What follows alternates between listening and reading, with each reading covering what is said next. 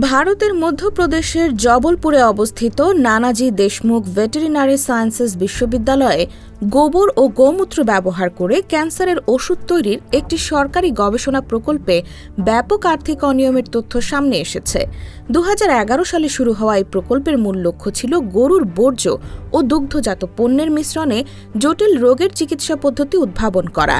রাজ্য সরকার এই গবেষণার জন্য 3.5 কোটি রুপি বরাদ্দ দিলেও দীর্ঘ এক দশকে কোনো দৃশ্যমান ফলাফল মেলেনি, বরং প্রকল্পের বিশাল অঙ্কের অর্থ নয় ছয়ের অভিযোগ উঠেছে।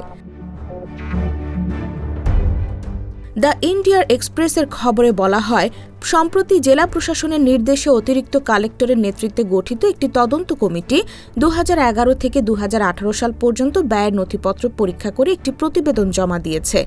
তদন্তে দেখা গেছে, গোবর, গোমূত্র ও আনুষঙ্গিক কাঁচামাল কেনার প্রায় 1,92 লাখ রুপি ব্যয় দেখানো হয়েছে, যার বাজার দর সর্বোচ্চ 15 থেকে 20 লাখ রুপি হতে পারত।